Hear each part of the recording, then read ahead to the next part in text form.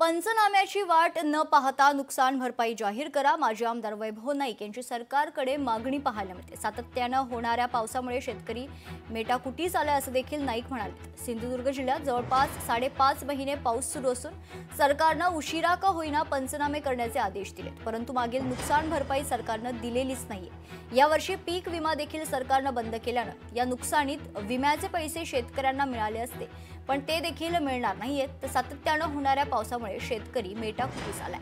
संपूर्ण सिंधुदुर्ग जिल्ह्यातील शेतकऱ्यांच्या भात, भुईमूग आणि इतर पिकांचं अतोनात नुकसान झालं असून पंचनाम्याची वाट न पाहता सरकारनं सरसकट नुकसान भरपाई जाहीर करावी अशी मागणी माजी आमदार वैभव नाईक यांनी महायुती सरकारकडे केली. सरकारने आता उशिरा का होईना पण सरकारने आता पंचनाम्याची करण्याचे आदेश दिले आहेत, परंतु गेल्या मे मध्ये किंवा जून मध्ये जो अवकाळी पाऊस पडला आणि त्यानंतर जी नुकसान भरपाई झाली ती अजून सरकारकडून शेतकऱ्यांना मिळाली नाही.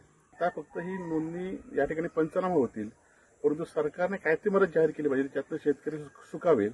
नाहीतर शेतकऱ्यांना हे डबल काम झालेलं आहे आणि त्यासाठी शेतकऱ्यांनी आणि शेतकऱ्यांकडे सरकारने लक्ष द्यावं अशी आमची सरकारला विनंती आहे. लोकशाही मराठी ऐका, पहा, जागरूक रहा.